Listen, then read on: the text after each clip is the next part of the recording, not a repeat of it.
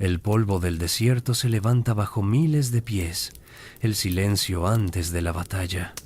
Ese momento en que el mundo contiene la respiración y cada guerrero sabe que algunos no verán el atardecer.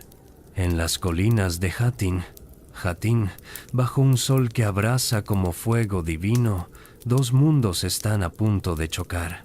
Y en el centro de todo, un hombre que nunca quiso ser rey contempla el ejército cristiano que se acerca. Su nombre resonará a través de los siglos. Salah ad-Din Yusuf ibn Ayyub, Salahuddin Yusuf, para el mundo occidental, Saladino. Bienvenidos una noche más a Somnialis, viajeros nocturnos. ¿Desde qué rincón del mundo nos acompañas esta noche? Cuéntanos en los comentarios. Acomódate, apaga las luces.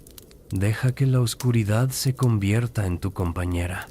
Esta noche viajaremos al corazón de las cruzadas, pero no desde las crónicas cristianas que quizás conoces.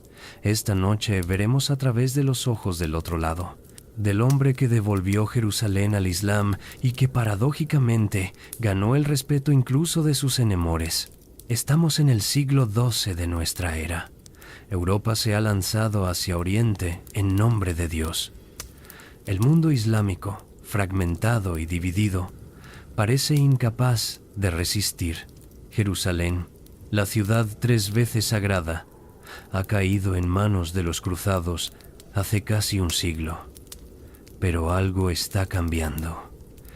En los desiertos de Siria, en las cortes de Egipto, en las mezquitas de Damasco, un nombre comienza a susurrarse con esperanza.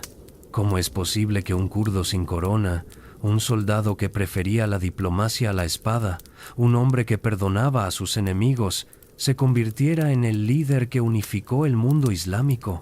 ¿Qué lo convirtió en leyenda, tanto para musulmanes como para cristianos? Esta noche buscaremos respuestas. Te llevaré al momento en que Saladino contempla las murallas de Jerusalén, sabiendo que la tomará sin derramar sangre. Te mostraré las cartas que escribía a Ricardo Corazón de León, su enemigo más noble. Escucharemos los consejos de su maestro Nur ad-Din, que lo moldeó. Sentiremos el peso de la corona que nunca quiso, la carga de unificar un mundo fracturado, la soledad del poder. Y descubriremos por qué, 800 años después, tanto musulmanes como cristianos recuerdan su nombre con respeto. Cada palabra que escucharás está fundamentada en crónicas de la época. Los escritos de Baha ad-Din ibn Shaddad, su secretario personal. Las crónicas cristianas de Guillermo de Tiro. Los testimonios de testigos presenciales de ambos bandos. La historia que construiremos es rigurosa, pero también humana, porque esta no es solo la historia de batallas y conquistas, es la historia de un hombre atrapado entre el poder y la piedad, entre la guerra y la paz, entre ser un guerrero santo y un ser humano compasivo. Si esta es tu primera noche en Somnialis, asegúrate de suscribirte para no perderte ningún viaje nocturno. Y si ya formas parte de esta comunidad, bienvenido de vuelta. Activa la campanita para que no te pierdas ningún episodio. Ahora sí, acomódate, cierra los ojos y comencemos. Imaginemos las montañas de Kurdistán en el año 1137. Tierras ásperas donde el viento arrastra historias de pueblos antiguos. Montañas que han visto pasar imperios, persas, griegos, romanos, árabes. Entre esos picos nevados y valles profundos, los kurdos han sobrevivido durante milenios, un pueblo de guerreros y pastores que no se arrodilla fácilmente ante nadie. En la ciudad fortificada de Tikrit, a orillas del Tigris, nace un niño. Su padre, Ayub, es gobernador de la ciudad, pero no por linaje real sino por mérito militar. Los ayubíes son una familia kurda que ha ascendido sirviendo a los señores turcos que dominan la región. No son príncipes, son soldados, hombres que conocen el filo de la espada antes que el peso de la corona. El nombre que le dan al niño es Yusuf. Salah ad-Din vendrá después, cuando sus acciones merezcan ese título, rectitud de la fe. Pero por ahora es solo Yusuf, un niño más en una familia militar. Podemos casi escuchar las conversaciones en el patio de la casa familiar. El idioma no es árabe sino kurdo. Las historias que el pequeño Yusuf escucha no son de califas dorados, sino de sus antepasados montañeses, de resistencia y honor. Su tío Shirkuh, visita frecuentemente. Es un hombre macizo, un guerrero nato con cicatrices que cuentan historias silenciosas. El honor, le dice a Yusuf, no está en el oro sino en mantener tu palabra incluso cuando te cuesta todo. Pero el destino tiene planes para esta familia. Cuando Yusuf tiene apenas 7 años, todo cambia. Su padre Ayyub pierde el favor del califa abásida. Una intriga política, un rival más astuto, una decisión equivocada. Los detalles se pierden en el polvo de la historia. Lo que importa es el resultado. La familia debe huir de Tikrit.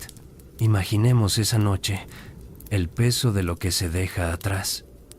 Yusuf observa a su padre empacar lo esencial. ¿Qué pensamientos cruzarían la mente de un niño de 7 años que debe abandonar el único hogar que conoce? ¿Siente miedo? ¿Emoción por lo desconocido? ¿O simplemente confusión? Viajan hacia el norte, hacia Mosul y luego a Baalbek, en el Líbano actual. Pero su destino final será Damasco, la antigua ciudad que ha sobrevivido a todos los imperios. Allí, en la corte del Atabeg Nur ad-Din Sengi, Nuruddin Sengi, la familia encontrará refugio. Y allí, el joven Yusuf comenzará su verdadera educación.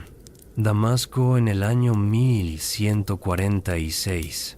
Intentemos sentir la ciudad, el calor que rebota en las piedras antiguas, el olor a especias en los zocos, mezclado con el incienso de las mezquitas, el murmullo constante de una ciudad que ha sido cruce de caminos durante milenios.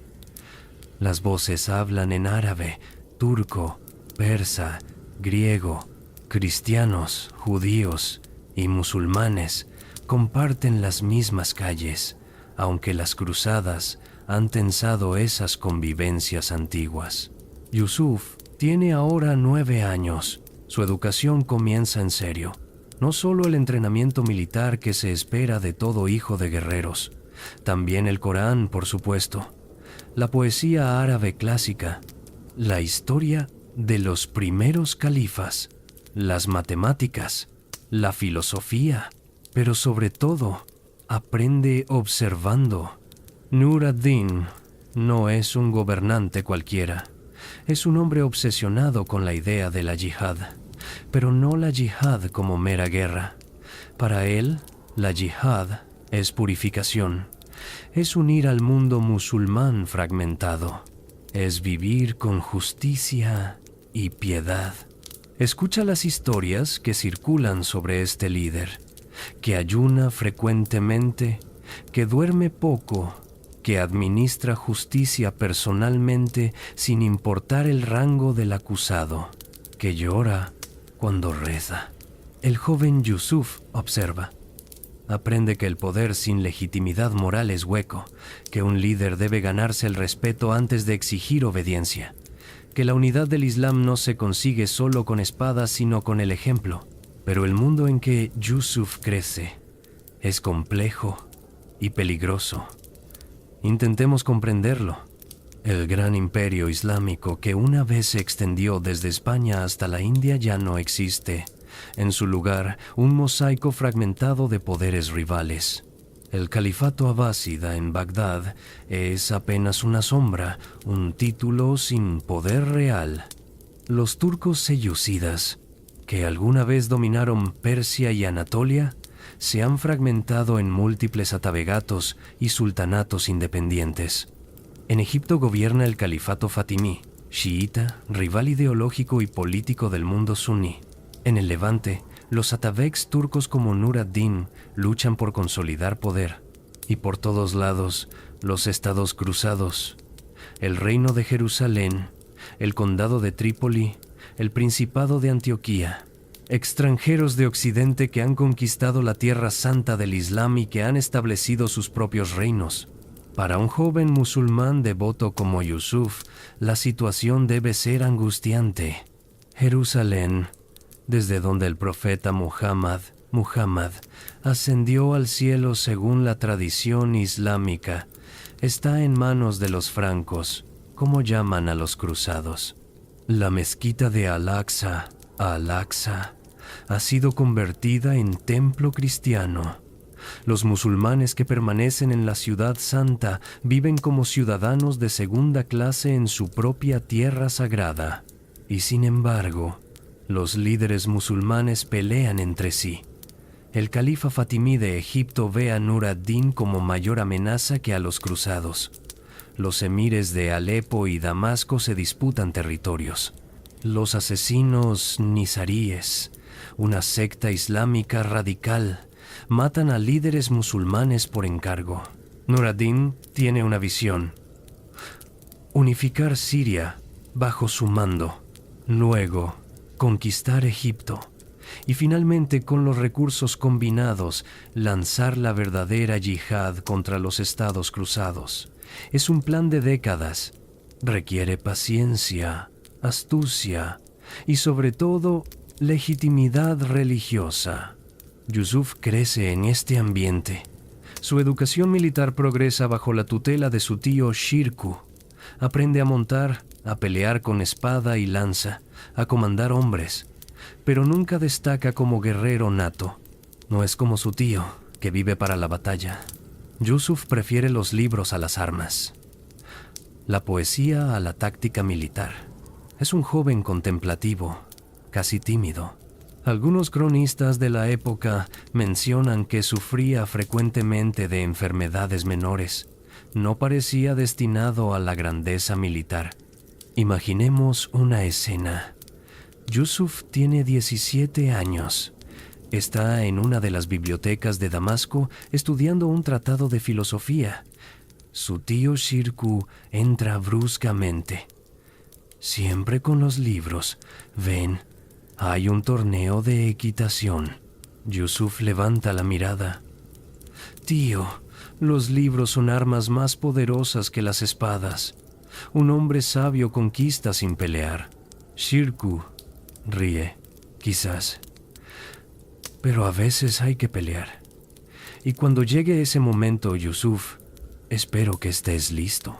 Ese momento llegará más pronto de lo que imagina. En el año 1164, cuando Yusuf tiene 26 años, todo cambia. El califato fatimí de Egipto está colapsando. Décadas de intrigas palaciegas, visires que se asesinan entre sí, y un niño califa que es apenas un títere. El poder real está vacío, y tanto Nur ad-Din como el rey cruzado Amalrico de Jerusalén lo ven. Es una carrera.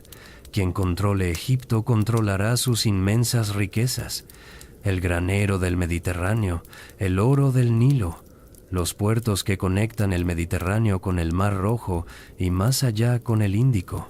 Con Egipto, un líder podría financiar ejércitos que cambiarían el equilibrio de poder en todo Oriente. Nur ad-Din envía una expedición militar a Egipto. Al mando, Shirkuh. Y junto a él, casi a regañadientes, Yusuf. Según el cronista Baha ad-Din, quien más tarde será secretario personal de Saladino, Yusuf no quería ir a Egipto. Prefería quedarse en Damasco con sus libros y estudios. Pero Shirkuh insiste. «Vienes conmigo», le dice. No es una invitación, es una orden. Podemos imaginar los sentimientos encontrados de Yusuf mientras cabalga hacia el sur. El polvo del desierto en la boca, el calor implacable, la incertidumbre del futuro. No sabe que este viaje lo transformará, que Egipto será el crisol donde el estudiante contemplativo se forjará en el líder que el mundo recuerda. El Nilo aparece en el horizonte. Imaginemos ese momento. El río que ha dado vida a civilizaciones durante 5000 años. Las aguas que alimentan un verde imposible en medio del desierto ocre. Las pirámides que se alzan a lo lejos, recordatorios de que todos los imperios, por poderosos que sean, eventualmente se convierten en memoria. Yusuf contempla todo esto, y algo dentro de él comienza a cambiar. No es un guerrero nato como su tío, pero quizás hay otras formas de grandeza. Formas que combinan la espada con la sabiduría, la fuerza con la compasión, el poder con la piedad. El destino lo espera en las arenas de Egipto, y el hombre que llegará a ser conocido como Saladino está a punto de dar sus primeros pasos. El Cairo en el año 1164. Intentemos sentir el caos. La ciudad que una vez fue el corazón del califato fatimí, rival ideológico del mundo suní, está desangrándose. Dos visires se pelean por el poder real, mientras el califa niño, Al-Adid, es poco más que un prisionero en su propio palacio. Las calles huelen a intriga y traición. Cada familia noble tiene sus propios soldados. Cada facción busca aliados externos. Es una ciudad esperando colapsar. Shirkuh y su ejército llegan a esta olla de presión. Oficialmente, vienen a ayudar al califa contra las ambiciones del rey cruzado Amalrico. En realidad, Nur ad-Din tiene otros planes. Si Shirkuh puede convertirse en visir, en el verdadero poder detrás del trono, Egipto se convertirá en satélite de Damasco. Pero hay un problema. Los cruzados también han enviado su propio ejército. Durante meses, Shirkuh y los francos se enfrentan en una especie de danza militar, batallas que no son decisivas, acuerdos que se rompen, alianzas que cambian de la noche a la mañana. Y en medio de todo esto, Yusuf aprende. No aprende en campos de batalla gloriosos, aprende en las salas de negociación, en las intrigas de palacio, en las conversaciones nocturnas donde se decide el verdadero destino de las naciones. Uno de los comandantes egipcios, un hombre llamado Dirgham, desconfía de Shirkuh. Durante una reunión tensa, casi se llega a las armas. Yusuf, que hasta ahora ha permanecido silencioso, habla. Sus palabras exactas se han perdido, pero las crónicas mencionan que apela a la razón y al beneficio mutuo. No amenaza, sugiere, no exige, persuade. Shirkuh observa a su sobrino con nueva atención. Quizás este joven contemplativo tiene talentos que no son evidentes en el campo de batalla. La situación se complica aún más cuando los cruzados proponen una alianza al califa fatimí contra Shirkuh. Imaginemos la ironía. El líder del Islam chiita considerando aliarse con cristianos contra musulmanes suníes. Pero en política, los principios a menudo ceden ante la supervivencia. La tensión finalmente estalla en la batalla de Al-Babein, en el año 1167. Es el primer enfrentamiento militar significativo donde Yusuf tiene un papel de liderazgo. Shirkuh le da el mando del centro de la formación mientras él mismo comanda el ala derecha. Podemos casi escuchar el corazón de Yusuf latiendo mientras ve acercarse la caballería cruzada.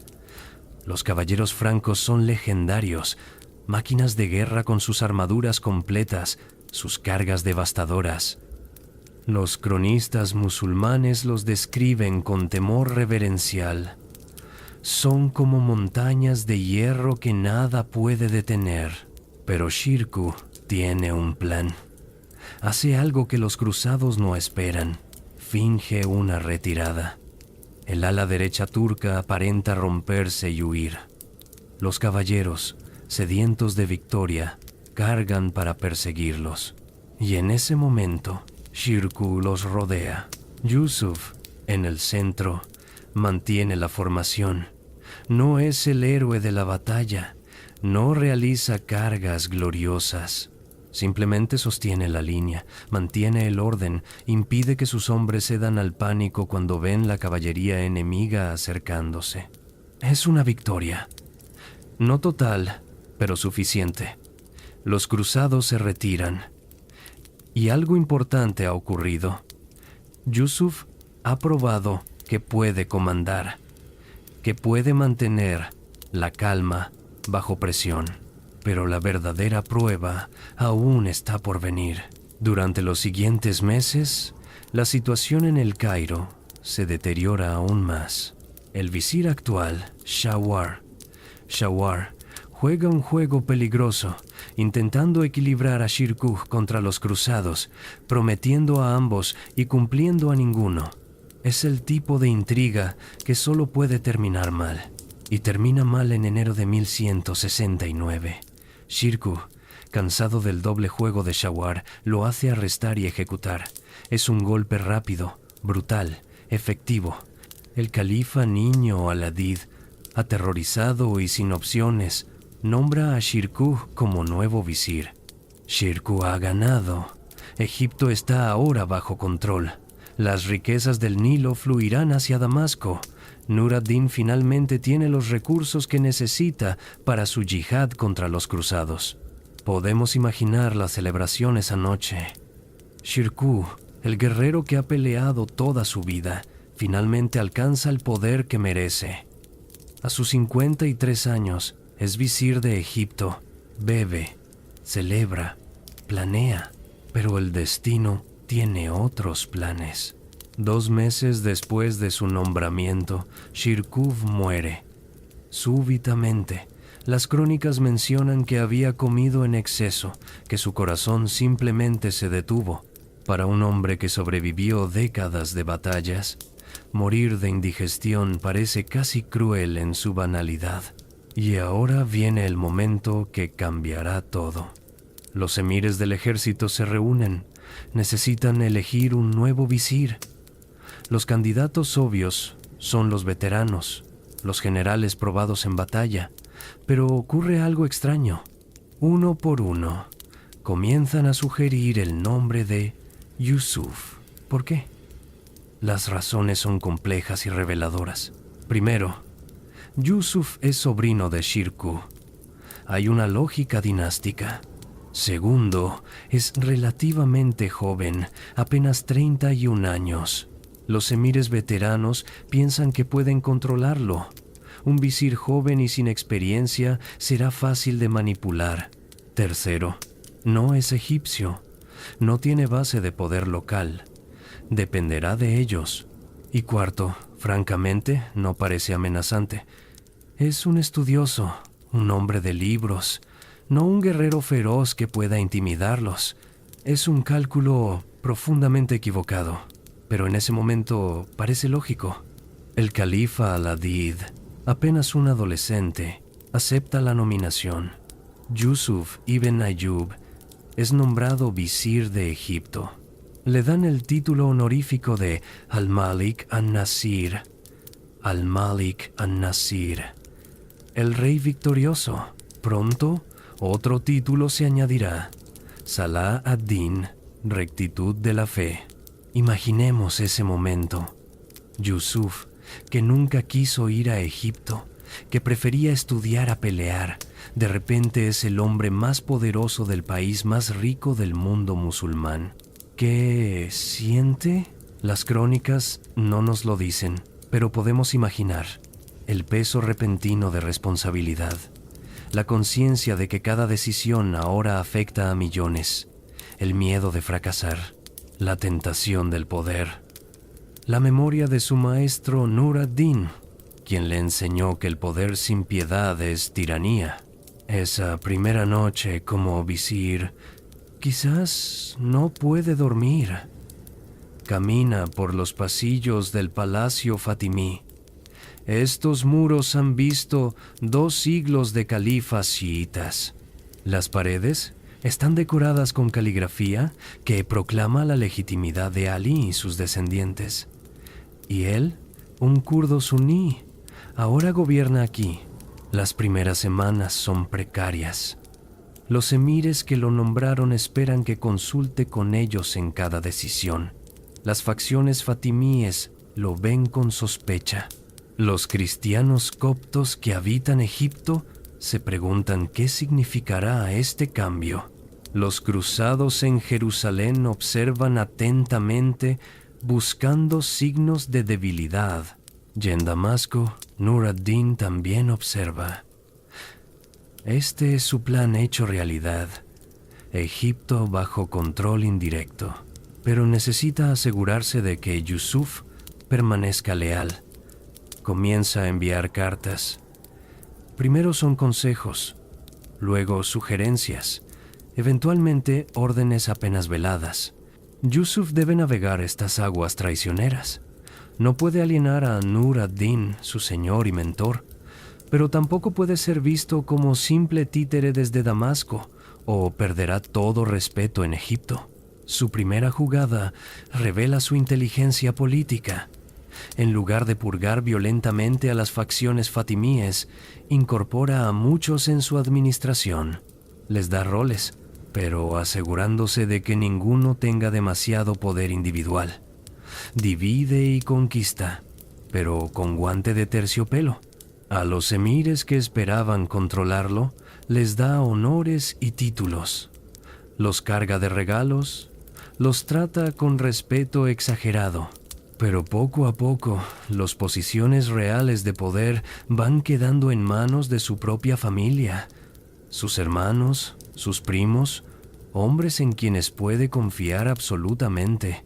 Es un proceso gradual, tan gradual que cuando los emires se dan cuenta de que han sido marginados, ya es demasiado tarde para resistir sin iniciar una guerra civil que nadie quiere. A Nur ad-Din envía informes constantes, toneladas de oro y plata como tributo, promesas de lealtad eterna. Pero cuando Nur ad-Din sugiere ciertos nombramientos, Yusuf encuentra razones diplomáticas para demorarlos. Cuando le ordena tomar ciertas acciones contra los cruzados antes de que esté listo, Yusuf explica pacientemente las complicaciones logísticas. Es un baile delicado, un equilibrio constante, y revela algo fundamental sobre Saladino. Es un maestro de la paciencia estratégica. Las crónicas de la época mencionan algo más. Baha ad-Din escribe que Saladino estableció una rutina desde sus primeros días como visir. Se levantaba antes del amanecer para la primera oración. Después, 2 horas dedicadas a estudiar el Corán y hadices. Luego, audiencias públicas donde cualquier persona, sin importar su rango, podía presentar quejas. Por las tardes, reuniones con consejeros. Por las noches, correspondencia y planificación. Dormía poco, comía con moderación. Y según varios testimonios, daba limosnas constantemente. No solo cantidades simbólicas, fortunas, a viudas, huérfanos, escuelas, mezquitas. Era como si estuviera constantemente intentando justificar su poder a través de la caridad. Hay una historia que revela su carácter. Un día, un hombre anciano llega a palacio. Exige ver al visir. Los guardias intentan despacharlo. El visir está ocupado con asuntos de estado. Pero Saladino escucha la conmoción y sale personalmente. ¿Qué necesitas, anciano? El hombre explica que su hijo fue ejecutado injustamente por uno de los emires por un crimen que no cometió. Saladino investiga. Descubre que es verdad. No solo compensa a la familia, hace arrestar al emir y lo juzga públicamente. Es justicia, pero también es política brillante. Cada acción así aumenta su legitimidad. Demuestra que no es otro tirano más, que el poder en sus manos sirve a propósitos más altos. Pero hay un problema que no puede resolver con diplomacia o caridad: el califato fatimí. El problema es teológico y político a la vez. Saladino es sunni, sirve a Nur ad-Din, quien sirve nominalmente al califa abásida de Bagdad, la autoridad sunni, pero gobierna en nombre del califa fatimí de El Cairo, chiita, rival histórico de los abásidas. Es una contradicción insostenible. Nur ad-Din lo presiona constantemente. Elimina el califato fatimí. Proclama la soberanía del califa abásida en Egipto, pero Saladino vacila. ¿Por qué? No es cobardía, es cálculo. El califato fatimí, aunque débil políticamente, aún tiene legitimidad simbólica para muchos egipcios, especialmente entre las élites que han servido a la dinastía durante generaciones. Abolirlo abruptamente podría provocar rebeliones.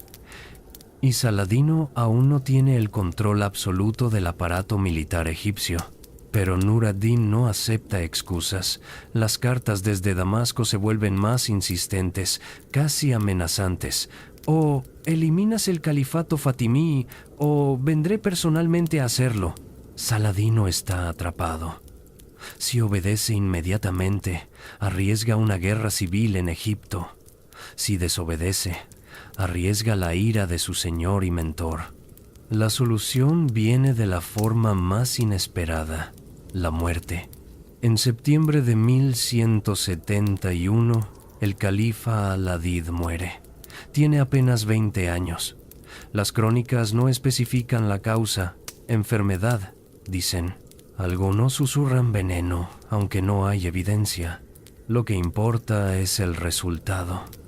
Con al-Adid muerto y sin heredero adulto obvio, Saladino tiene su oportunidad. Durante el sermón del viernes siguiente, en la gran mezquita de El Cairo, ocurre el momento histórico. El imam, en lugar de pronunciar el nombre del califa fatimí como se había hecho durante 200 años, pronuncia el nombre del califa abásida de Bagdad. Es silencioso, casi anticlimático. No hay dramáticos decretos, no proclamaciones grandiosas. Simplemente, el califato fatimí deja de existir. 2 siglos de historia borrados en una oración. Hay tensión esa noche. Saladino dobla la guardia del palacio. Espera protestas, quizás violencia, pero no viene nada. La dinastía estaba tan exhausta, tan deslegitimada, que su final es recibido mayormente con indiferencia. Nur ad-Din está complacido por un tiempo, pero pronto surge un nuevo problema.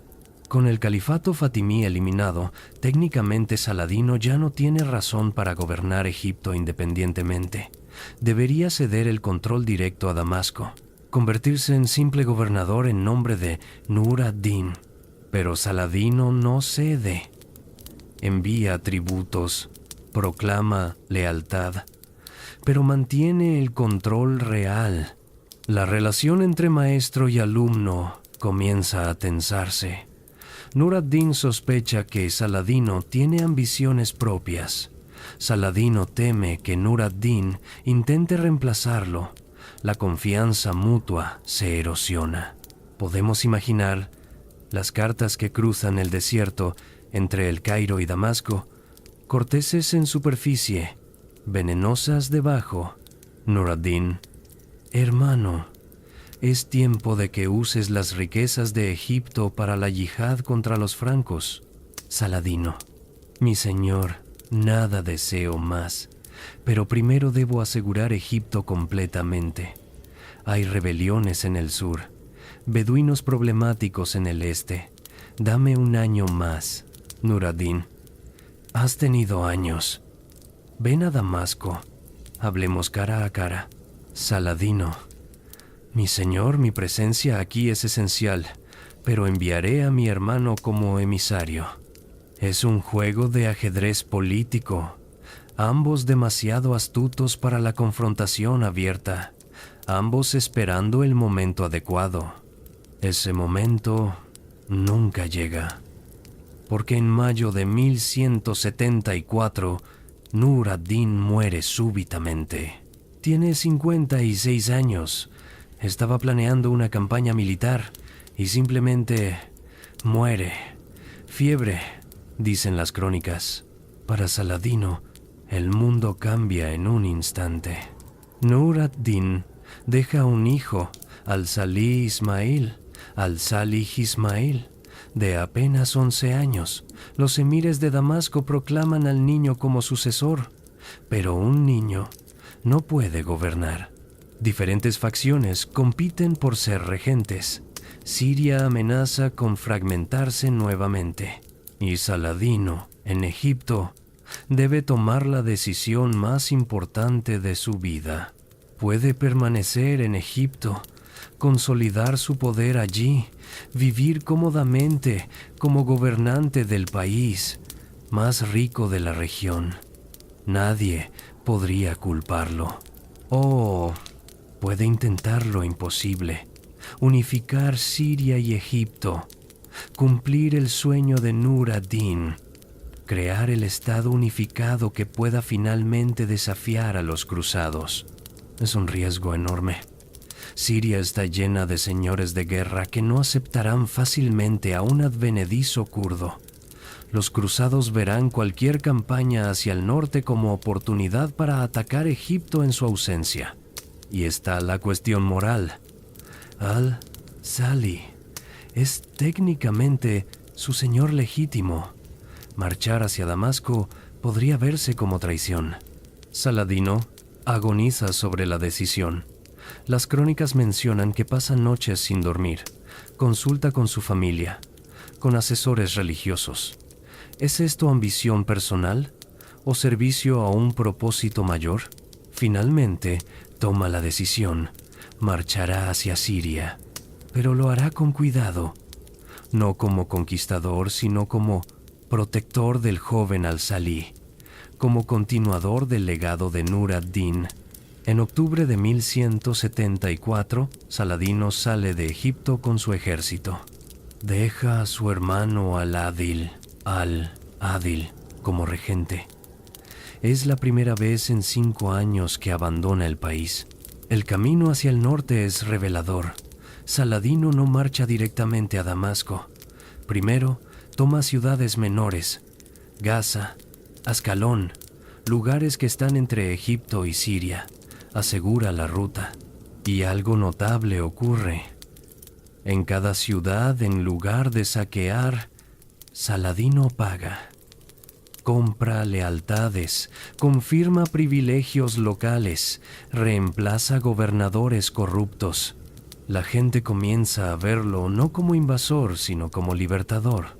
Es guerra, sí, pero guerra como nunca se ha visto en la región, sin atrocidades masivas, sin destrucción innecesaria. Cuando una ciudad se rinde, sus habitantes son tratados justamente.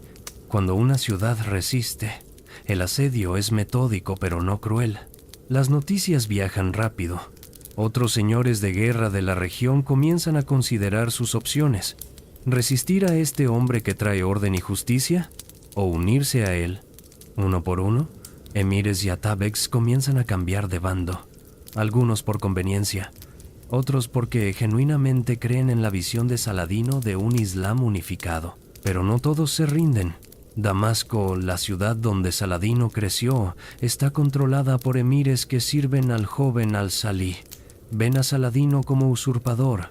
Se preparan para resistir. Saladino llega a las puertas de Damasco en noviembre de 1174. Es un momento cargado de emoción. Esta es la ciudad de su juventud. Aquí estudió, aquí aprendió de Nur ad-Din. Las murallas son familiares. Conoce cada torre, cada puerta. Pero ahora está del otro lado. Ya no el estudiante, el conquistador. Establece su campamento.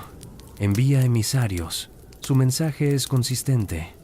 No vengo a destronar a al-Salih, vengo a protegerlo, a unificar Siria contra los verdaderos enemigos, los cruzados, los asesinos nizaríes, aquellos que fragmentan el Islam.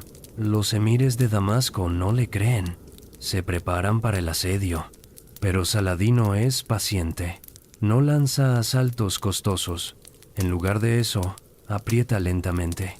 Corta las rutas de suministro, ofrece términos generosos a quien abra las puertas, espera. Semanas pasan. Dentro de Damasco, las divisiones crecen. Algunos emires quieren pelear hasta el final, otros ven la futilidad.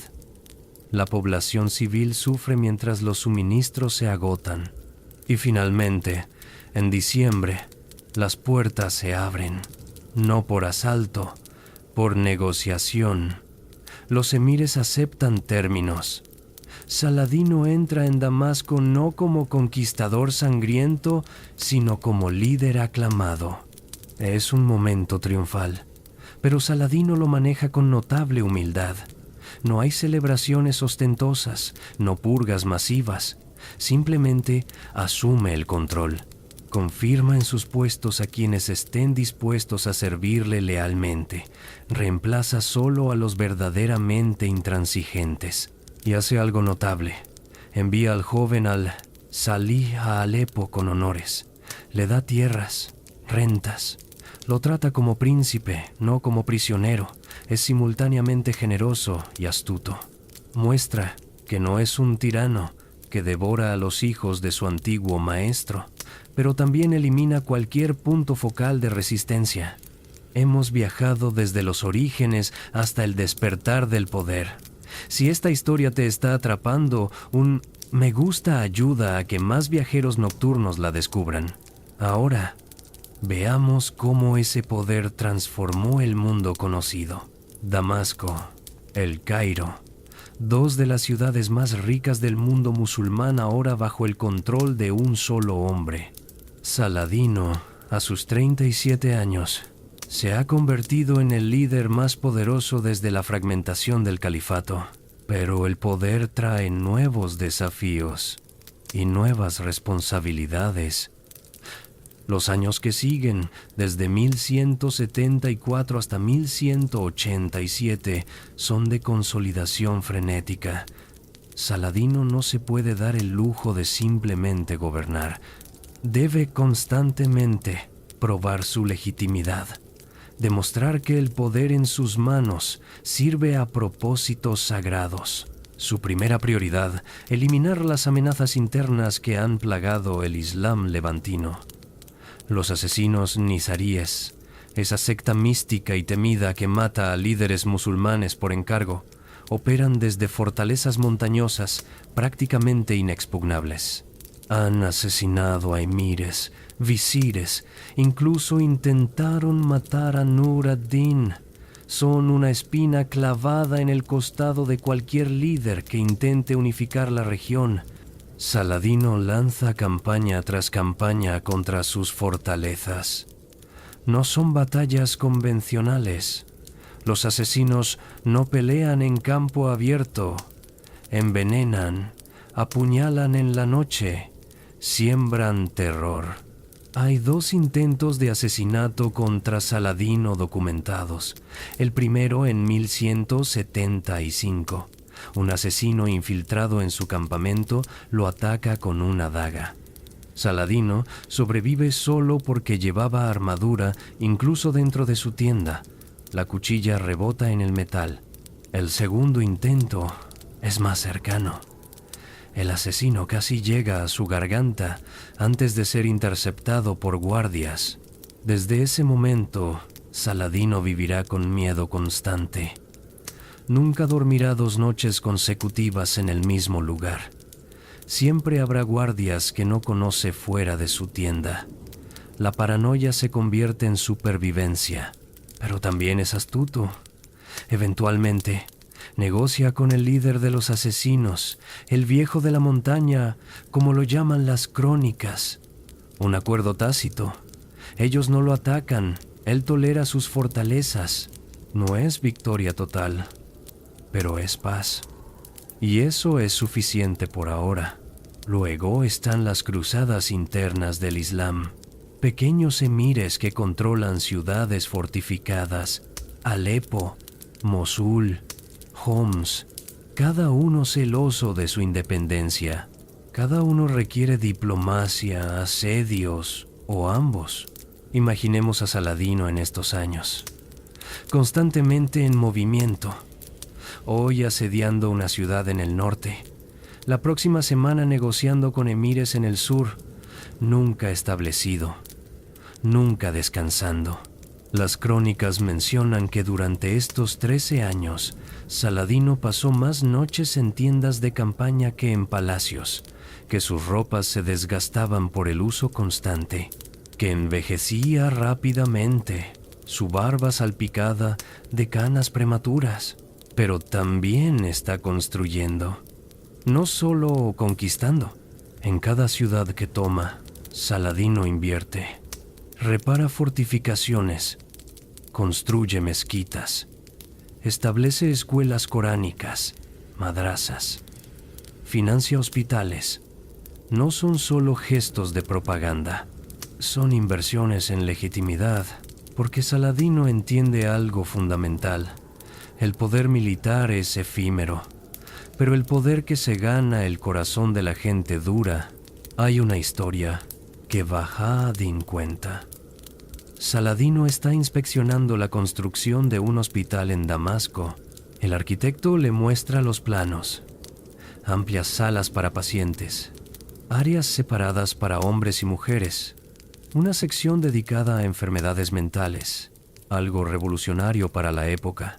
«Costará una fortuna», dice el arquitecto. Saladino responde: «El dinero es transitorio, pero un enfermo curado recuerda la bondad para siempre. Construye el mejor hospital que puedas imaginar. Es política, pero también es genuino». Aquellos que lo conocen personalmente insisten en que Saladino realmente cree que el poder es responsabilidad, no privilegio. Su rutina diaria durante estos años es agotadora. Se levanta antes del amanecer, 2 horas de oración y estudio coránico. Luego, audiencias que pueden durar hasta el mediodía. Cualquier persona puede presentar quejas directamente. Nobles y campesinos esperan juntos. Las crónicas documentan casos específicos. Un campesino cuya tierra fue confiscada injustamente por un emir. Saladino investiga personalmente, ordena la devolución de la tierra, multa al emir. Una viuda cuyos hijos fueron reclutados forzosamente. Saladino los libera del servicio militar. Da a la viuda una pensión. No son actos aislados, son patrones, y el pueblo lo nota. Pero Saladino también es humano. Tiene debilidades.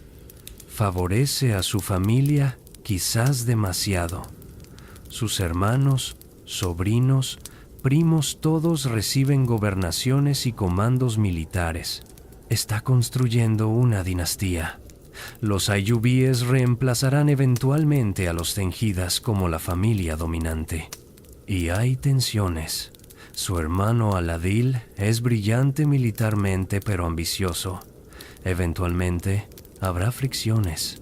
Otro hermano, Turanshah, es disoluto, más interesado en el vino y las mujeres que en el gobierno.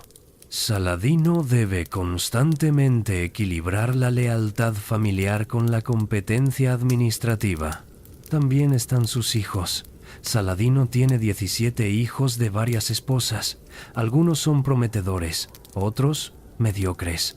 Ya puede ver que la sucesión será problemática, pero ese es un problema para el futuro. Por ahora, debe enfocarse en el objetivo principal, la yihad contra los cruzados, porque todo lo demás, todas las conquistas internas, toda la consolidación, es preparación para esto. Recuperar Jerusalén, ese es el sueño, el mandato divino, la razón que justifica todo el poder que ha acumulado. Pero Saladino es paciente, sabe que no está listo todavía. Los estados cruzados, aunque divididos, aún son formidables. El reino de Jerusalén, aunque ha perdido territorio, mantiene fortalezas poderosas. Y hay treguas en efecto.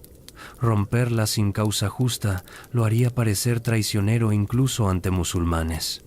Así que, espera, consolida, entrena ejércitos, acumula recursos y observa a los cruzados, esperando que cometan un error. Ese error viene en la persona de Reinaldo de Chatillon. Reinaldo de Chatillon. Reinaldo es el señor de Kerak, una fortaleza cruzada que controla rutas comerciales entre Egipto y Siria. Es todo lo que Saladino no es: impulsivo, cruel, sin respeto por treguas o diplomacia. Durante años, Reinaldo ha atacado caravanas musulmanas, incluso durante periodos de tregua. Ha saqueado, ha masacrado peregrinos indefensos. En 1182, hace algo imperdonable. Lanza un raid contra Medina y la Meca mismas, las ciudades más sagradas del Islam. El raid falla, pero la intención es suficiente. Para todo el mundo musulmán es sacrilegio insoportable. Saladino jura públicamente: si alguna vez capturo a Reinaldo de Chatillon, lo mataré con mis propias manos. Es un juramento que cumplirá, pero el incidente le da lo que necesita: justificación moral para romper la tregua general con el reino de Jerusalén. Reinaldo ha profanado lo sagrado. La yihad ya no es opcional, es obligatoria. Los años de preparación están por dar frutos. Saladino comienza a movilizar, convoca a emires de todo su dominio, llama a voluntarios de todo el mundo musulmán. Las mezquitas predican la yihad. El fervor religioso se combina con resentimiento acumulado de décadas. Es el año 1187. Saladino tiene 49 años. Ha esperado, planeado, consolidado durante 13 años. Ahora es el momento. El ejército que reúne es el más grande que el Islam ha movilizado desde las primeras conquistas árabes siglos atrás. Las estimaciones varían. Quizás 30.000 soldados, quizás más. Lo que importa es que es abrumador y está listo. Los cruzados también se están preparando. El rey Guy de Lusignan, Guy de Lusignan, débil y fácilmente manipulado, ha sido convencido por señores belicosos como Reinaldo de que puede derrotar a Saladino en batalla abierta. Es una terrible decisión, pero es la decisión que Saladino necesita que tomen. Los dos ejércitos convergen hacia un lugar que será recordado para siempre: Hattin. Estamos en el corazón de esta historia. ¿Hay alguien en tu vida que también ama estos viajes por el pasado?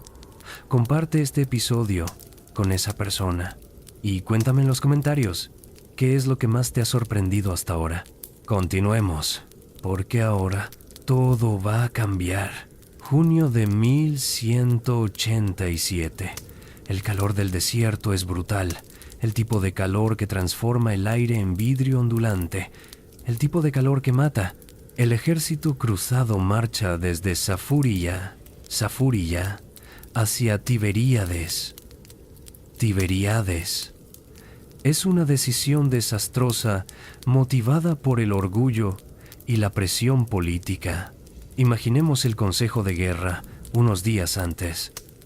Guy de Lusignan, rey de Jerusalén, está rodeado por sus señores. Reinaldo de Chatillon presiona para la acción. Saladino nos desafía. Debemos aplastar su insolencia. Pero otros, como el conde Raimundo de Trípoli, urgen precaución. Safuria tiene agua, tiene suministros. Dejemos que Saladino venga a nosotros, que su ejército se desgaste marchando bajo este sol. Es consejo sabio, pero Guy es un rey débil, constantemente cuestionado. No puede permitirse parecer cobarde. Escucha a Reinaldo. La decisión está tomada. Marcharán a encontrar a Saladino. Es exactamente lo que Saladino quiere, porque Saladino ha estado estudiando a los cruzados durante décadas. Conoce sus fortalezas. La caballería pesada es casi invencible en terreno abierto, pero también conoce sus debilidades. Dependen de agua y suministros. Sin ellos, hasta los caballeros más formidables son solo hombres muriendo de sed. El ejército cruzado marcha. 20.000 hombres, miles de caballos, a través del calor implacable.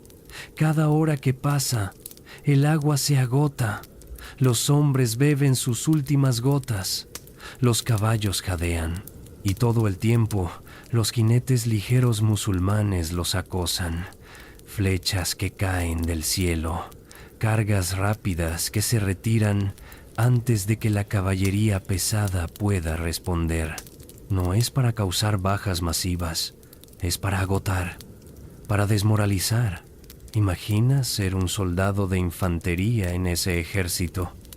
El sol martilleando tu casco de hierro, la sed convirtiéndose en agonía física, flechas silbando constantemente y sabiendo que cada paso te aleja más del agua. Cuando cae la noche del 3 de julio, el ejército cruzado acampa cerca de un lugar llamado los Cuernos de Hattin, 2 colinas que se alzan como cuernos contra el cielo. No hay agua aquí. Los pozos más cercanos están controlados por Saladino. Esa noche debe ser infernal. Hombres rogando por agua, caballos colapsando, la certeza creciente de que han cometido un error fatal. Y Saladino espera. Su ejército está descansado. Tiene agua en abundancia. Ha elegido el campo de batalla perfectamente. Cuando amanece el 4 de julio de 1187, el destino del reino de Jerusalén se decidirá en las próximas horas.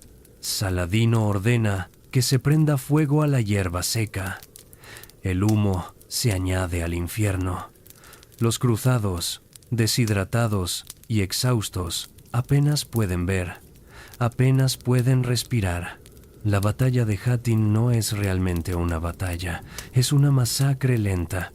Los caballeros cruzados intentan cargar, pero sus caballos están demasiado débiles.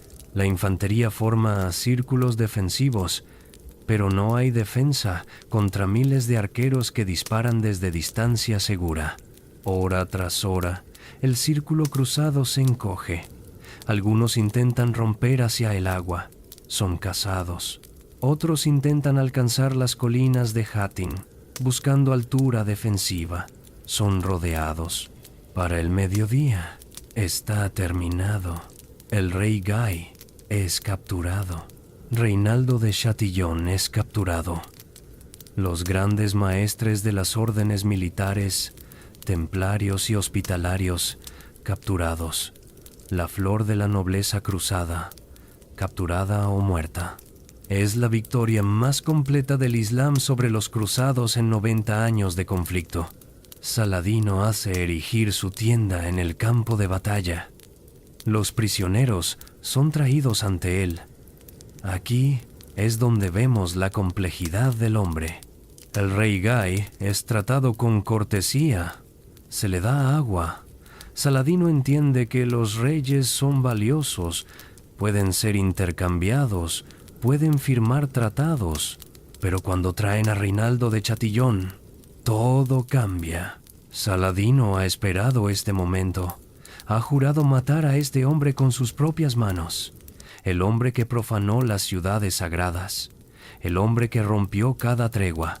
El hombre que personifica todo lo que Saladino desprecia. Crueldad sin honor, violencia sin propósito. Las crónicas difieren en los detalles exactos, pero todas coinciden en lo esencial. Saladino ofrece a Reinaldo la oportunidad de convertirse al Islam, no por salvar su vida, sino para salvar su alma. Reinaldo se niega con insultos. Saladino se levanta, toma su propia espada y personalmente ejecuta a Reinaldo de Chatillon. Es el único prisionero que mata personalmente, un acto de venganza sagrada, pero también un mensaje. La justicia, incluso en la victoria, tiene su lugar. Los templarios y hospitalarios capturados son también ejecutados, no por Saladino, sino por sufíes y ascetas religiosos que han acompañado al ejército. Para ellos, estos monjes guerreros son la encarnación del enemigo cruzado. No puede haber misericordia. Saladino permite las ejecuciones, pero no participa. Es una distinción sutil, pero importante. Entiende que algunos odios deben ser saciados, pero él mismo no se ensuciará más las manos que lo estrictamente necesario. Con el ejército cruzado destruido, el camino está abierto. Las fortalezas cruzadas caen una tras otra, sin ejército de campo para defenderlas, sin refuerzos posibles. Cada castillo debe elegir resistir hasta la muerte o rendirse con términos. La mayoría elige la rendición, y Saladino es generoso. Permite que las guarniciones marchen hacia las pocas ciudades costeras que permanecen en manos cristianas. No hay masacres, no hay saqueos masivos. Es guerra, pero guerra conducida con reglas. Y finalmente, en septiembre de 1187, Saladino llega a las murallas de Jerusalén, la ciudad santa, el objetivo de todo, el lugar desde donde Muhammad ascendió al cielo, la ciudad que ha estado en manos cristianas durante 88 años. Imaginemos a Saladino contemplando esas murallas. ¿Qué siente? Las crónicas no nos lo dicen directamente, pero podemos inferir. Este es el momento que ha definido toda su vida adulta, todo el poder que ha acumulado, todas las batallas peleadas, todas las intrigas navegadas. Todo ha sido para este momento. Pero también debe sentir el peso de la responsabilidad. Jerusalén cayó ante los cruzados en 1099. La toma fue una masacre. Miles de musulmanes y judíos fueron asesinados. Los caballos cristianos vadean sangre hasta las rodillas en las calles. Según las crónicas, si Saladino toma la ciudad por asalto, sus hombres esperarán el derecho a saqueo. Es la costumbre de guerra. Y después de Hattin, después de décadas de conflicto, la sed de venganza es real. Pero Saladino no quiere ser recordado como otro conquistador sangriento. Quiere demostrar que el Islam es superior moralmente, que la misericordia puede coexistir con la victoria. Ofrece términos a los defensores de Jerusalén: rendición a cambio de vidas preservadas, libertad de marchar hacia territorio cristiano. Balián de Ibelín, el noble cristiano que comanda la defensa, inicialmente se niega, amenaza con destruir todo, incluyendo los lugares sagrados musulmanes. Si Saladino ataca, es un farol. Balián sabe que no puede ganar, pero está comprando tiempo, esperando que lleguen refuerzos de Europa. refuerzos que no vendrán. Las negociaciones continúan durante días. Es una danza delicada. Saladino debe parecer fuerte o perderá el respeto de sus propios emires. Pero también quiere evitar la carnicería. Finalmente se llega a un acuerdo. Jerusalén se rendirá. Los cristianos podrán marcharse si pagan rescate. 10 dinares por hombre, 5 por mujer, 1 por niño. Es misericordioso comparado con lo que podría ser, pero también plantea un problema moral. ¿Qué pasa con aquellos que no pueden pagar? Aquí vemos nuevamente la complejidad de Saladino. Oficialmente, quienes no puedan pagar serán esclavizados. Es la ley de guerra aceptada, pero en la práctica, Saladino paga personalmente el rescate de miles. Libera a viudas y huérfanos sin cobrar. Permite que el patriarca cristiano pague rescates colectivos por grupos enteros. El 2 de octubre de 1187, Saladino entra en Jerusalén, exactamente en el aniversario del viaje nocturno del profeta, según el calendario islámico. El simbolismo no es accidental. No hay masacre, no hay saqueo general. Las iglesias son convertidas en mezquitas, sí, pero no destruidas. Los cristianos orientales que han vivido en la ciudad durante generaciones pueden quedarse si lo desean. Solo los francos deben marcharse. Es una victoria, pero también es un acto de teatro, político y religioso, cuidadosamente coreografiado. Saladino supervisa personalmente la limpieza de la cúpula de la Roca y la mezquita de Al-Aqsa. Durante 88 años han sido usadas como iglesia y cuartel. Ahora deben ser restauradas. Trae imanes de Damasco y El Cairo, expertos en caligrafía, artesanos. La restauración es meticulosa. Y cuando finalmente, en un viernes de octubre, Saladino asiste a la primera oración del viernes en la mezquita de Al-Aqsa, el mundo musulmán estalla en celebración. Jerusalén ha sido liberada. El sueño de Nur ad-Din finalmente realizado. Pero Saladino sabe que esto no es el final, es apenas el principio de una nueva fase. Porque en Europa, la noticia de la caída de Jerusalén causa conmoción. El Papa Urbano III supuestamente muere de shock al escuchar las noticias. Su sucesor, Gregorio VIII, inmediatamente proclama una nueva cruzada, la Tercera Cruzada, y estará liderada por los 3 reyes más poderosos de Europa: Ricardo Corazón de León de Inglaterra, Felipe Augusto de Francia y Federico Barbarroja del Sacro Imperio Romano. Saladino ha ganado la batalla, pero la guerra verdadera está por comenzar. La euforia de la victoria es breve. Saladino es demasiado astuto para no entender lo que viene. Europa no aceptará la pérdida de Jerusalén. La ciudad tiene significado demasiado profundo para el cristianismo. La Iglesia movilizará todo su poder. Y cuando los reyes de Occidente vengan, no vendrán con los ejércitos fragmentados y mal coordinados que Saladino ha enfrentado hasta ahora.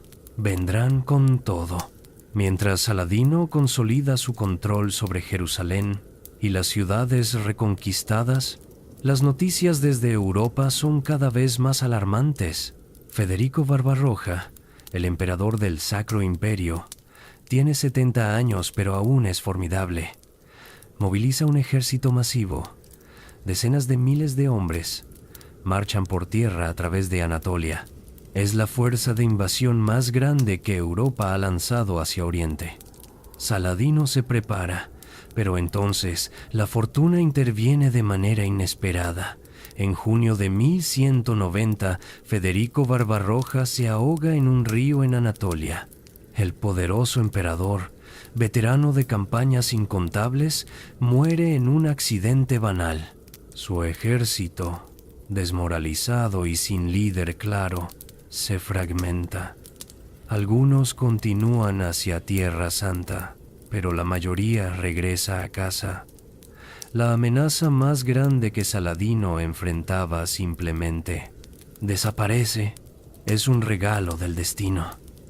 Pero Saladino no puede contar solo con la suerte, porque Ricardo de Inglaterra y Felipe de Francia todavía vienen.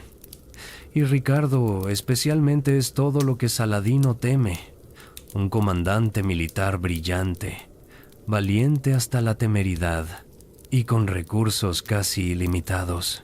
Los ejércitos de Ricardo y Felipe llegan por mar en 1190.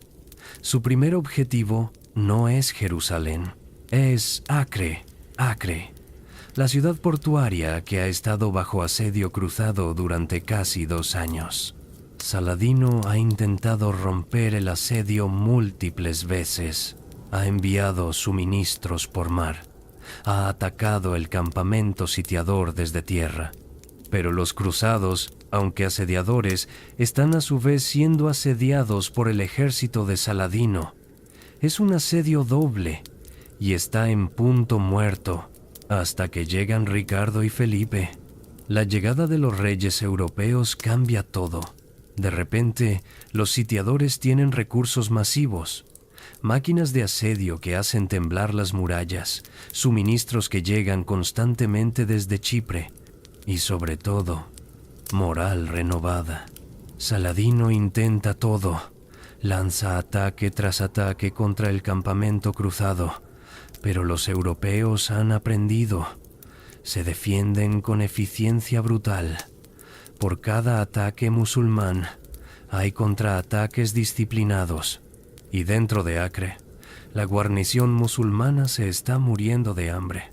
En julio de 1191, después de casi 2 años de resistencia heroica, Acre se rinde. Es la primera derrota significativa de Saladino desde Hattin, y duele. Las condiciones de rendición son claras. La guarnición musulmana será liberada a cambio de rescate, prisioneros cristianos y la devolución de la Vera Cruz, la reliquia que los cruzados perdieron en Hattin. Saladino acepta los términos, pero hay complicaciones en cumplirlos. Reunir todos los prisioneros específicos que Ricardo exige toma tiempo. Verificar que la Vera Cruz es auténtica es complejo. Hay malentendidos, demoras, y Ricardo Corazón de León no es un hombre paciente.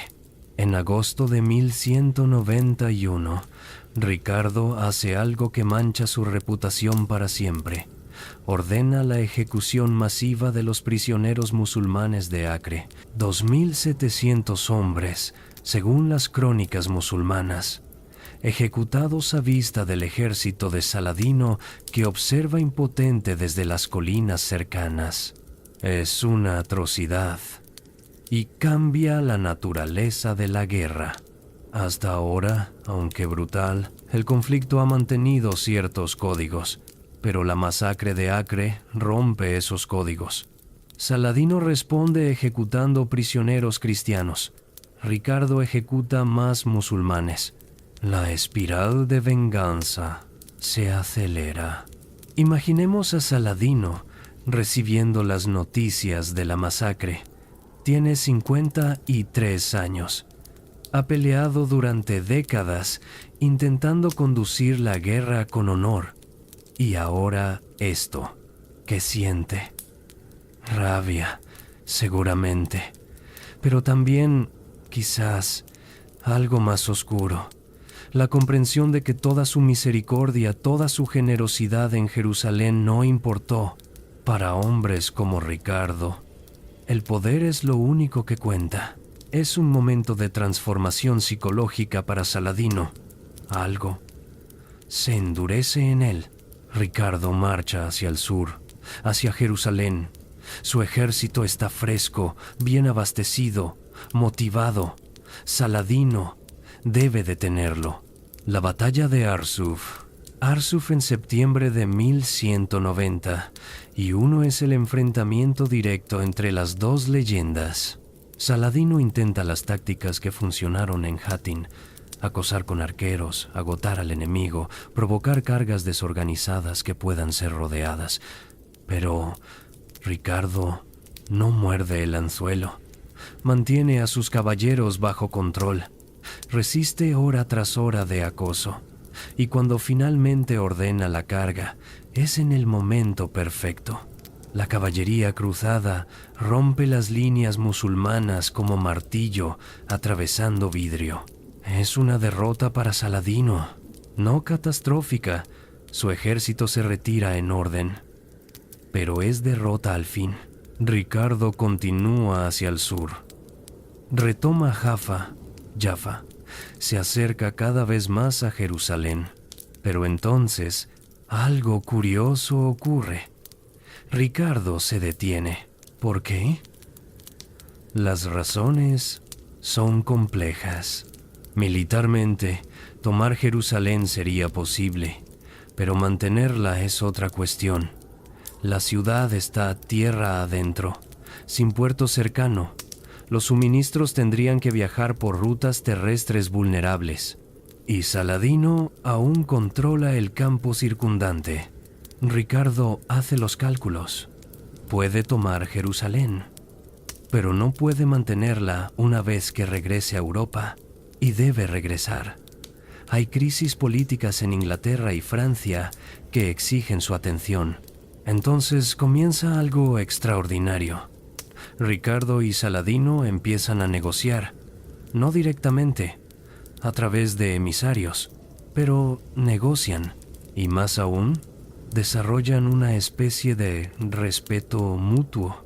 Las crónicas de ambos lados documentan intercambios fascinantes. Cuando Ricardo cae enfermo, Saladino le envía médicos y frutas frescas. Cuando el caballo de Ricardo muere en batalla, Saladino le envía 2 caballos de reemplazo.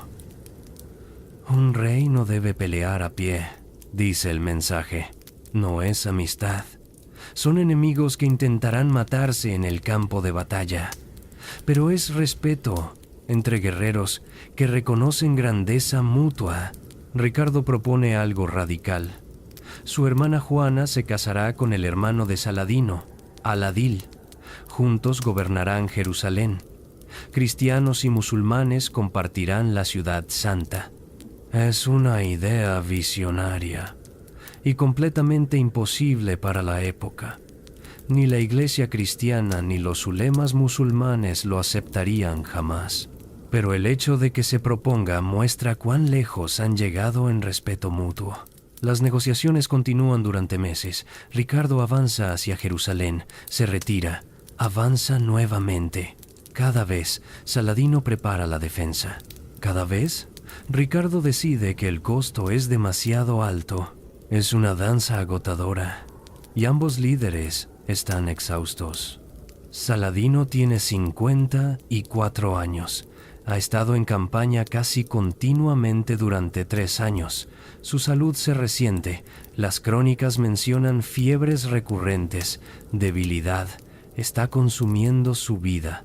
Ricardo también está cansado. Y las noticias de Europa son cada vez más urgentes. Su hermano Juan está conspirando para robarle el trono. Felipe de Francia, que ya regresó a Europa, está atacando territorios ingleses. Finalmente, en septiembre de 1192, firman la paz de Ramla. Los términos son un compromiso. Los cruzados mantienen la costa desde Tiro hasta Jaffa. Jerusalén permanece musulmana, pero los peregrinos cristianos pueden visitarla libremente sin pagar tributo. Es una tregua de 3 años, 3 meses, 3 semanas y 3 días. El simbolismo numérico es deliberado, aunque su significado exacto se ha perdido. Ningún lado ha ganado totalmente. Ningún lado ha perdido totalmente. Ricardo zarpa hacia Europa en octubre de 1192. Nunca regresará a Tierra Santa. Morirá en Francia 6 años después, de una herida de ballesta infectada. Saladino lo despide con honores. Cuando Ricardo está en el barco, Saladino ordena que se toque música desde la costa. Un saludo final a un enemigo digno. Es el final de la Tercera Cruzada. Jerusalén permanece musulmana, pero el reino cruzado de Jerusalén, aunque reducido, sobrevive en la costa. El conflicto no está resuelto, solo pospuesto. Saladino regresa a Damasco en noviembre de 1192. Por primera vez en años, no hay campaña inmediata que pelear. Puede descansar, pero el descanso llega demasiado tarde. Damasco en el invierno de 1193. Saladino tiene 55 años, pero parece mucho mayor. Décadas de campaña lo han desgastado. Las fiebres son más frecuentes. La energía que una vez lo impulsaba se está agotando. Pero aún hay trabajo. Siempre hay trabajo. En enero de 1193, Saladino sale de Damasco para recibir a un grupo de peregrinos que regresan de la Meca. Es un acto de piedad, demostrar respeto a quienes han completado el Hajj. Hace frío, inusualmente frío para Damasco. Saladino espera bajo la lluvia durante horas.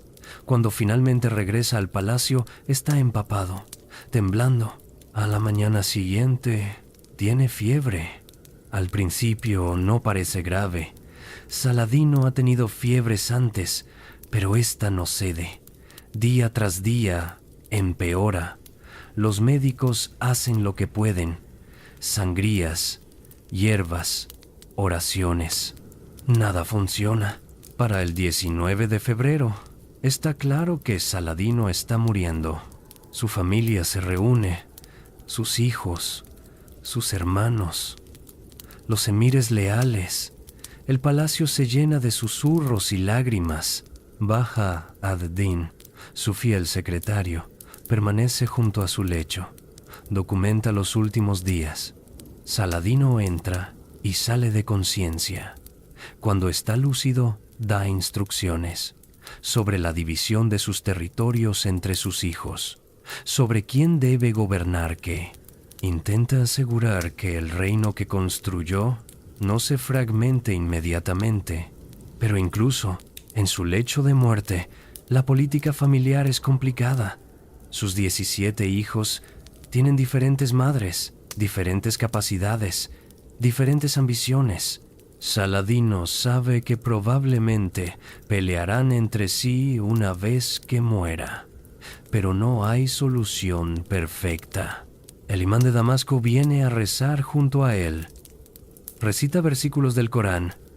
Cuando llega al verso, Él es Dios, y no hay más Dios que Él, Saladino sonríe débilmente. Son sus últimas palabras conscientes. El 4 de marzo de 1193, Salah ad-Din Yusuf ibn Ayyub muere. El mundo musulmán llora.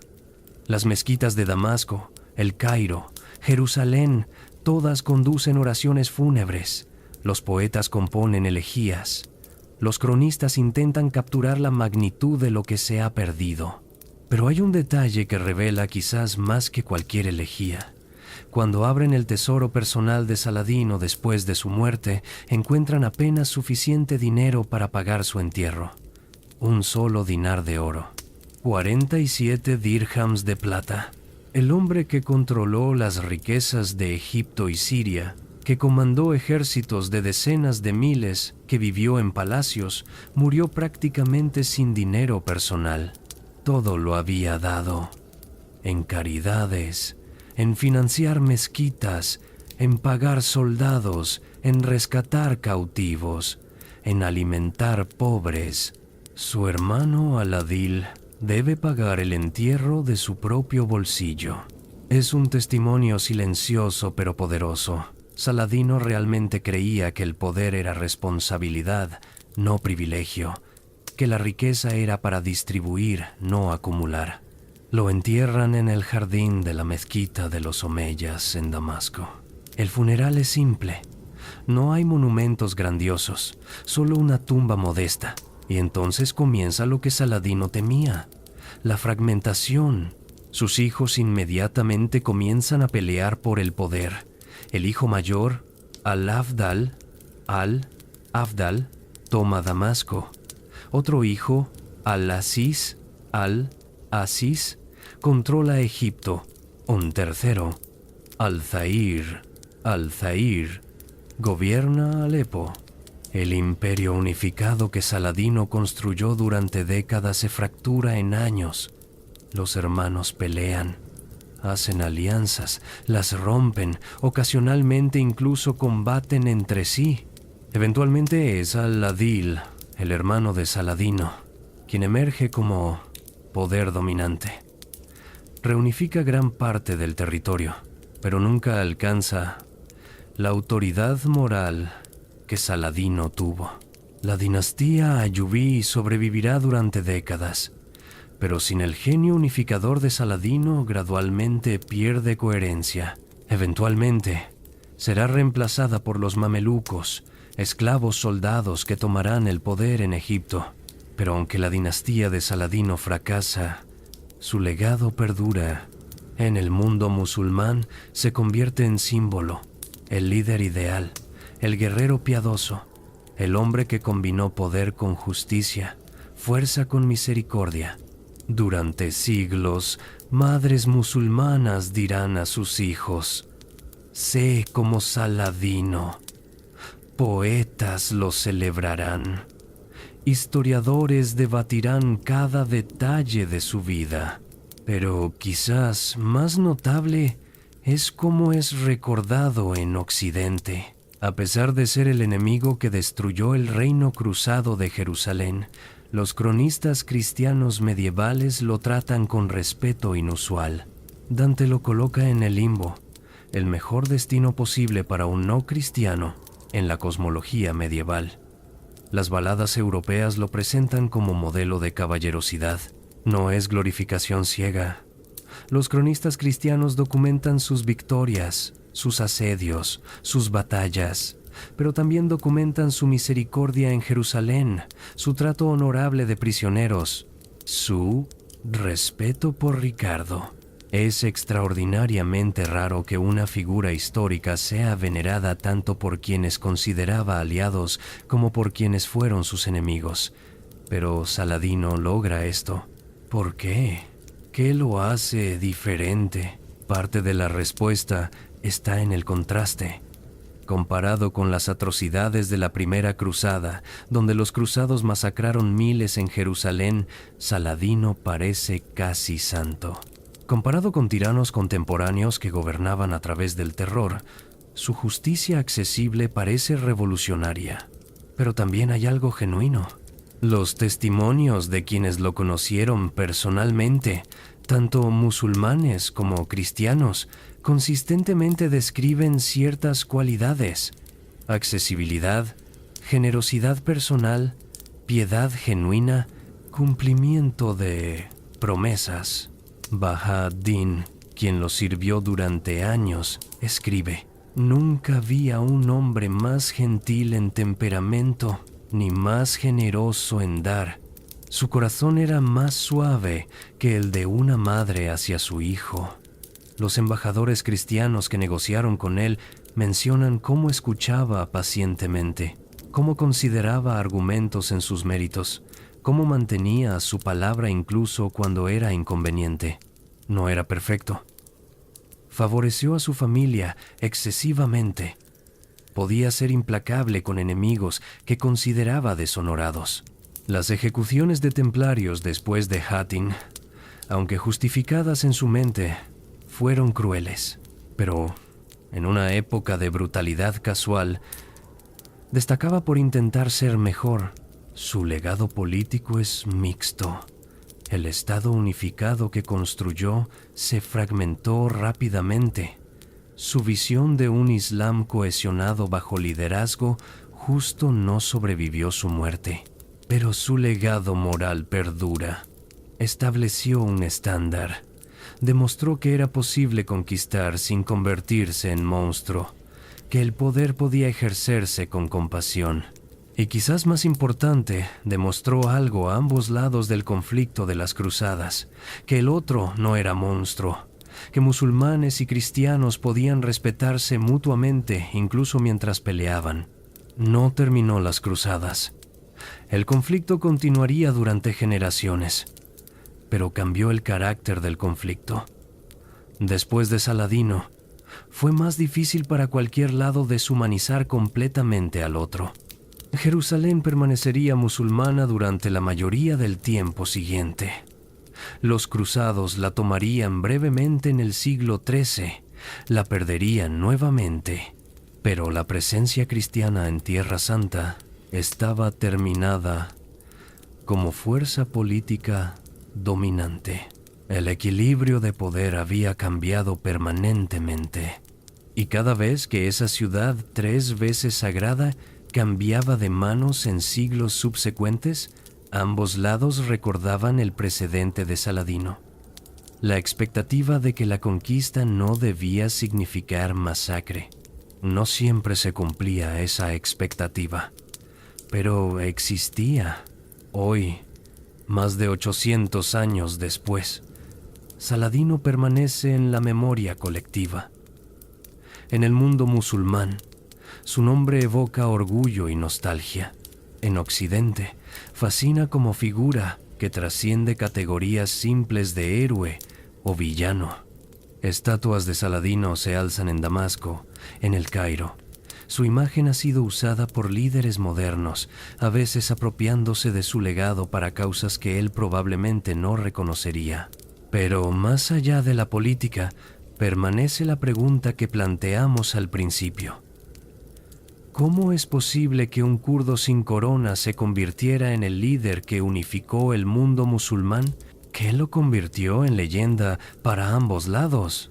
La respuesta está quizás no en sus victorias militares, impresionantes como fueron, sino en algo más sutil, en su comprensión de que el poder sin legitimidad moral es frágil, que la conquista sin justicia genera solo resistencia. Saladino entendió que para unificar realmente no bastaba convencer, había que convencer, había que ganarse no solo el miedo sino el respeto.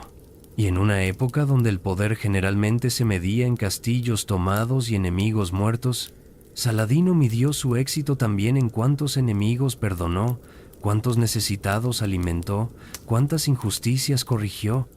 No era santo, era político, estratega, guerrero, pero era político que entendía el poder del ejemplo moral, estratega que calculaba en décadas, no días, guerrero que sabía que algunas batallas se ganan sin espadas.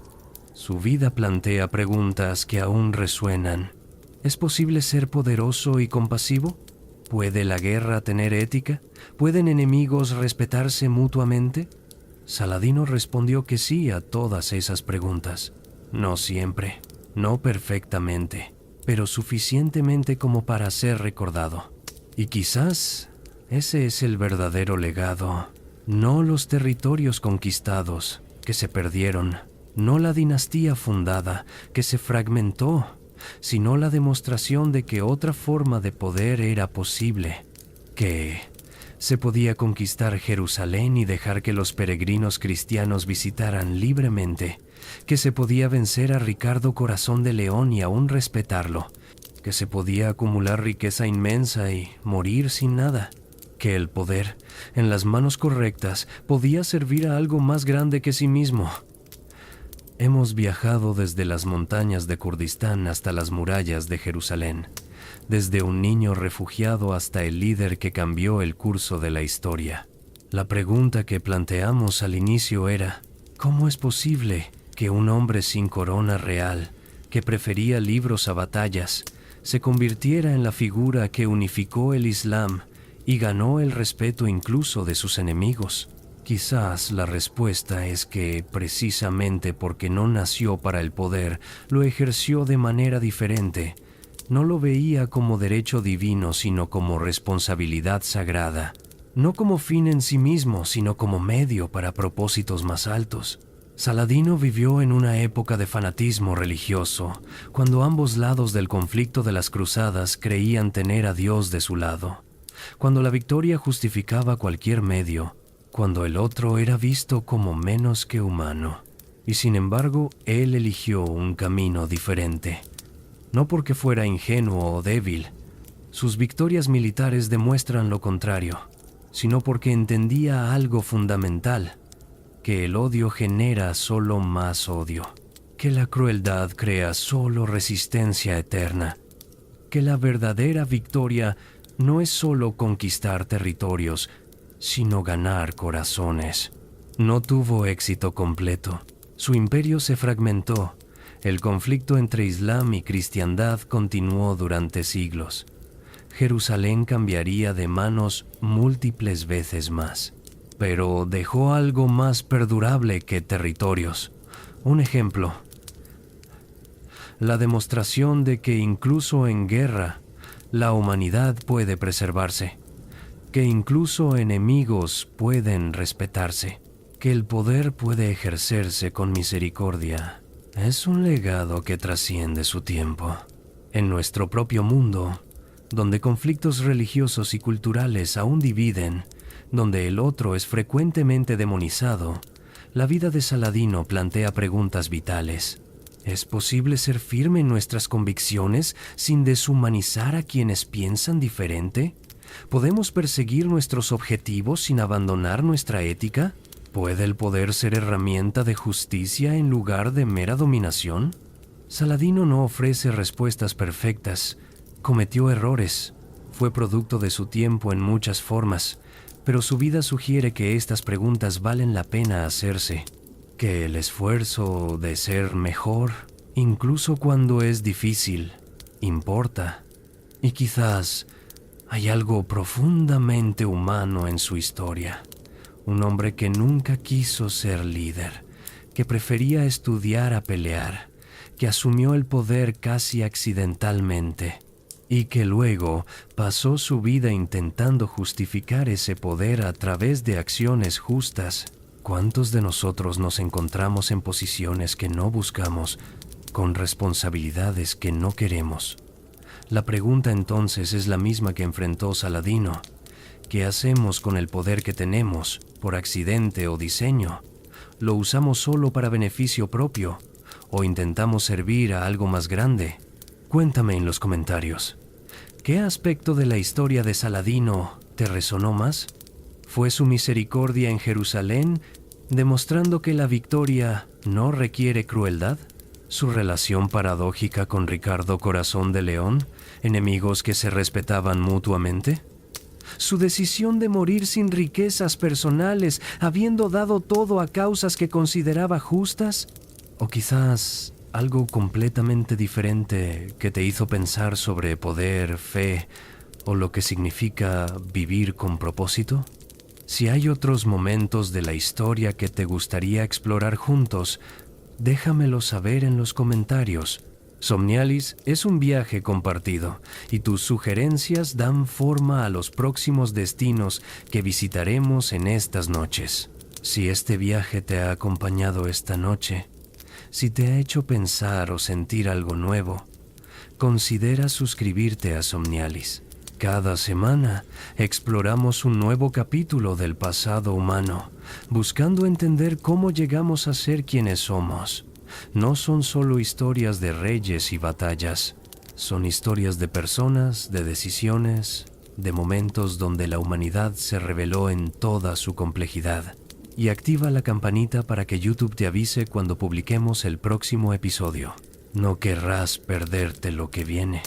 Si esta historia valió la pena tu tiempo, un me gusta y compartirla con alguien que también ama la historia significaría mucho para mí. Ahora sí, dejemos que el sueño llegue. Cierra los ojos. Imagina por última vez las murallas de Jerusalén bajo el sol de octubre. El polvo dorado flotando en el aire. El sonido de pasos de miles caminando hacia nuevos destinos, hacia nuevas vidas. Saladino observa desde las murallas. Un hombre de 54 años, exhausto por décadas de guerra, sabiendo que su tiempo se acaba, pero también sabiendo que cumplió el sueño que otros solo imaginaron. ¿Qué pensaba en ese momento? ¿Sentía orgullo, satisfacción o quizás simplemente cansancio. Las crónicas no nos lo dicen, y quizás es mejor así, porque cada uno de nosotros puede imaginar qué siente un ser humano al final de una vida dedicada a propósitos más grandes que uno mismo. Triunfo y pérdida, victoria y costo, poder y soledad, todo mezclado en el corazón de un hombre que cambió la historia sin pretender ser héroe. El viento sopla desde el desierto, como ha soplado durante milenios, llevando arena, llevando historias, llevando ecos de todas las vidas que alguna vez caminaron estas tierras antiguas. Y Saladino, el kurdo que se convirtió en sultán, el guerrero que prefería la paz, el conquistador que practicó la misericordia, se desvanece en esa arena del tiempo. Pero su eco permanece en cada acto de compasión en medio de conflicto, en cada momento donde alguien elige el camino difícil de la justicia sobre el camino fácil de la venganza, en cada instante donde recordamos que nuestros enemigos también son humanos. Deja que esas imágenes se desvanezcan ahora. Deja que el sueño llegue suavemente. Jerusalén dorada bajo el sol, el desierto extendiéndose hacia el infinito, y en algún lugar un hombre descansando finalmente después de toda una vida de servicio. Que las lecciones del pasado te acompañen en tus sueños, que la historia te recuerde que somos parte de algo más grande, que cada acción, cada decisión, cada momento de elegir entre poder y compasión importa. Hasta entonces, buenas noches desde Somnialis. Que el pasado te enseñe, que el presente te desafíe y que el futuro te inspire. Duerme bien.